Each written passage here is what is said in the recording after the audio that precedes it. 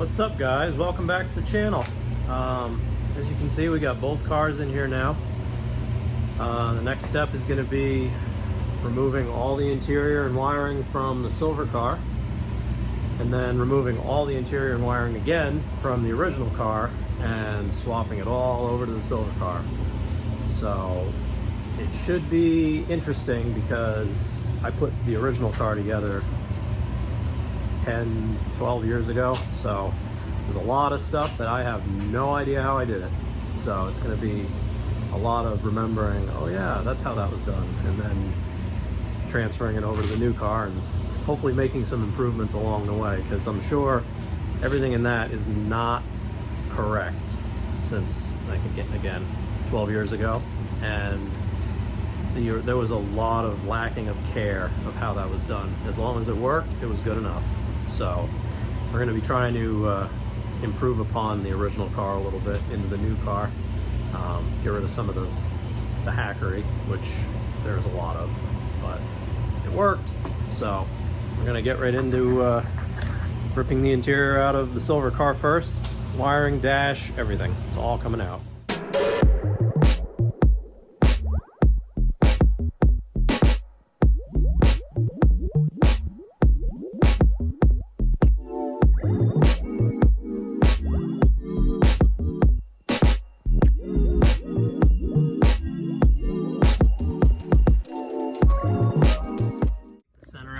Two studs there with nuts on them. You got a point on each side there, and then you got a bolt on each side up there underneath the plastic cowling that covers this part. The bolts are right there. You take that out, the whole dash comes right out. It's really, really easy. So yeah, next up is dash beam, heater box, and all wiring. Every bit of wiring in the entire car needs to come out. So that's going to take a little longer.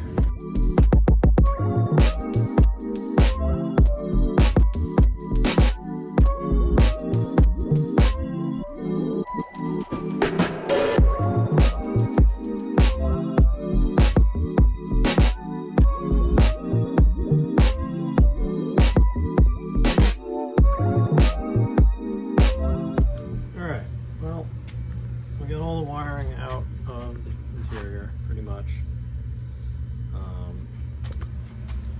That all goes to the front fuse panel under the hood there. I'm going to pull the fender off to get all that out, and then that goes to the door on that side, that goes to the door on this side. I can't remember if I used those door harnesses or if I used WRX door harnesses and just repinned at the switch. So I have to take the other car apart to figure that out. Freaking crap everywhere now. So there's a lot of parts in a car inside, if you were aware of that. That goes to the fuel pump and the level sensor. So on my other car, I had swapped to the WRX one. See, it's a different plug.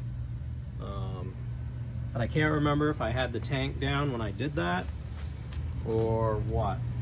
I don't really want to drop the tank out of this car because there's nothing wrong with it. So I might just repin or cut that connector off and then splice the other connector on. That would be a lot easier than dropping the tank down to swap the wiring. If I remember correctly, that plug is the same on the newer style sending unit, which again doesn't really matter because I can put whatever pump I want to run on that carriage and it won't be an issue. So I think the next step is going to be starting to take this car apart, which I'm kind of running out of space in here, so I gotta punt a bunch of this crap out of here that I don't need. So, and then the fun of remembering how I did all this really starts. So I did it once, we can do it again. It shouldn't be that big of a deal. It's a Subaru, not a friggin' Audi or Mercedes, so it's pretty simple. So yeah, as you can see, there was a pretty good indication that there was rats living in this thing. Clearly when I did it, I never pulled all the original wiring out. I just cut it off and left it. So we're gonna clean all that up and actually try to do this somewhat the right way. Because like I said, when I built this car, it was a beater, it was cheap, so there was a lot of corners cut, but it did work good. So if we uncut the corners, it should be even better. So next step is this. All right, we got the dash out of the other car. This thing is a mess. There's so many rats living in here. So to do the dash swap, I use the newer dash beam and then just kind of ovaled the holes out. And I remember this, I had to keep putting it in and out, putting the dash pad itself in and out until I got it in the right spot. But it's just a matter of redoing the holes on the newer dash beam and then just keep test fitting until you get the dash where you want it. It's not going to line up perfectly, but all things considered, it fits pretty good. So I'm going to continue ripping everything else out of here. All right, so the first step to doing the dash swap is making this heater box fit, because you have to use the heater box and all the HVAC components from the GD car. So as you can see, this car had sound deadening, my old car didn't. So you have to remove this sound deadening here to get the box to sit low enough. And then you're gonna need to put 2 holes in the firewall. So the way I figured out where those need to be is just kind of putting the box in place, kind of like that. And then you can kind of see where you have to drill your holes. It's kind of hard to see, but that's kind of the general idea. So once you've kind of got your box set in place, now the thing to remember is this top part of the box is going to be flat where it meets the dashboard. So you kind of have to gauge where it's going to go by lining that up so it's flat, and then you can see where it'll line up with the firewall, and then you can make your marks and drill your holes. The pipes are aluminum, so they do bend, so there is some margin for error, if you will. If you don't get them exactly in the right places, you can bend them a little bit and make them line up. So it's not that big of a deal if your holes aren't exact. And then you're going to want to drill them bigger than they need anyway, because there's rubber grommets that go around them, which you'll reuse from the GC chassis. Alright, so heater box is bolted in place. You can see my pipes wound up pretty much where they needed to be without too much tweaking. So the next step, if you're going to retain AC, I obviously have the evaporator core out of this heater box. You're going to have to use the spot down there to figure out where your hole for your AC evaporator connection is going to go. So my old car, I took the evaporator out and I didn't run AC because I only drove in the winter. This car I'd like to have all the creature comforts, so I'm going to be putting AC back in it. So I have another evaporator that I pulled out of another car because I don't know where the hell the other one went. It was like 12 years ago. As you can see, there's the heater pipes. Make sure you bend this brake line out of the way before you start drilling holes, because chances are the holes are going to be right where that brake line is, and you're going to drill into your brake line and have a bad day. So then that hole gets plugged. That hole can get plugged. Your evaporator line is going to be over here somewhere. This hole can be plugged. You're going to reuse this hole and that hole for the GD wiring harness if you're going that route, which I can't imagine anybody doing this dash swap without using the GD wiring. I can't figure it'll be very easy to tie that into the GC stuff unless you're not doing the automatic climate control, which mine is automatic climate control, so I need everything. So yeah, next step is the evaporator. All right, so I've kind of drawn an oval of where the evap lines are going to go. As you can see, it's right next to this stupid hole from the old heater core. So that'll need to be blocked off, but that's not a big deal. So that's the next thing to cut. Cut that out and make that line up. All right, so the heater box is mounted in position. There's my AC lines. And there's my heater core lines. So that's the first hurdle you have when you're trying to do this dash swap. So that goes down there. This is the only mounting point that there's nothing to mount to. These ones line right up, so that's no big deal. This one, there's no mounting point. My old car, I didn't bother to make a mounting point because there's everything else is holding it in. I might make a little bracket to hold that because it will literally take 5 minutes and be a lot more sturdy. Obviously, there's no wiring, so you have to put the wiring in before the heater box, but I just wanted to get all the holes cut and make sure everything was going to line up because I still have to pull the rest of the wiring out of the other car. So, but that's step one. Next step is the dash beam. That needs to be modified, which is also pretty easy. So that's next. All right, so this is the GD pedal box. So in order to use it, you need to slot these two holes towards the firewall, and then you need to cut this point off and then re-weld it once you get the pedal box mounted in the car. All right, so to fit the GD dash beam, this is the passenger side mount. You can see it's kind of hacky, but I had to cut a big chunk out and then weld a washer in. And then this one, I just egged the hole out. And then these two, I used the old GC dash beam just to figure out where those holes go. So that will go on there just about like that. You can see all the holes line up pretty much. And then you just bolt it in place. All right, so this will cover the rest of the HVAC box install. So this fits, lines up with the hole for the fresh air intake, no problem. This is where it used to bolt, and there's no bolt holes. So what I did was I just made an aluminum plate that just sandwiches that up against the firewall. So that's good. And then down here, that's the original mounting point. That's the new one. So all I did was make a little aluminum plate that's threaded, so you can just put the bolt in. And then the same thing on that side, just a little aluminum plate to go to the factory mounting spot, and everything's good there. So just got to plug all your wires back in. If you're using the GD harness, that's a ground. I just double nutted it on that.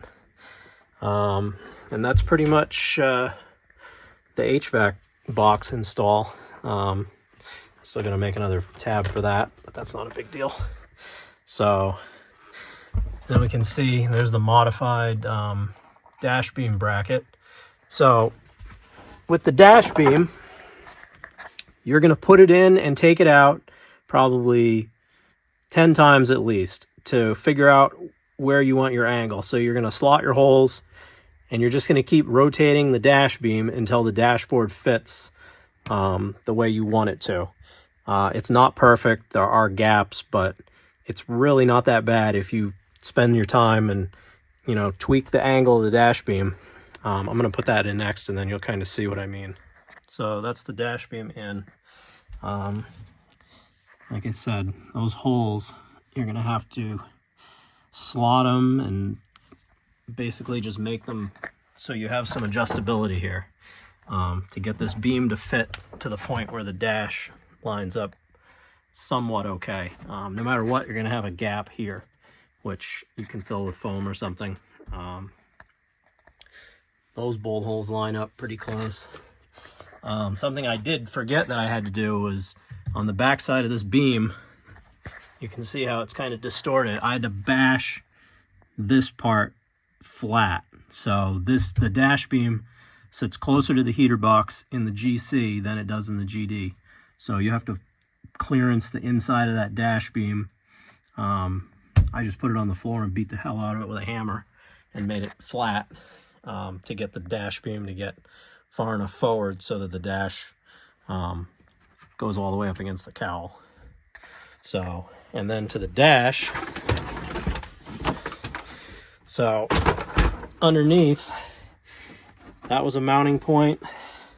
There was a pin here, and there was a mounting point here. You have to cut all those off. Those are not used. And the way I did it, and you might find a better way, but the way I did it was right there where that went to the cowl up there. I drilled a hole and then drilled a hole in the cowl, and then I just used a really long self-tapping screw to just hold the dash to the cowl, because those are your original mounting points, which obviously don't line up in the GC chassis. But it fits pretty good, considering it doesn't belong in this car. So that's in. As you can see, you got kind of a gap. That gap is filled by the filler panel that goes up there. Yeah, but everything still lines up. There's your mount holes. Like I said, you can put bolts in there. Those line up. And then beyond that, it's just next step is tucking all the wiring up and just kind of putting the dash in permanently. And then we're going to continue on with the steering column. I'm going to cover this while I'm right here. So this is the GC column. You can see it has coarse splines. That's a GD column with fine splines. So I'm using a WRX rack, so I need the fine splines to match up with the steering shaft. I'm trying to remember when I originally did this, why I did it this way, but basically I extended the shaft with this piece of exhaust pipe, and then you take this piece and it fits pretty snug on there. You got to cut the top part out so that this can go all the way through. But then that fits pretty good, and then your bolt holes will line up with the GD dash beam.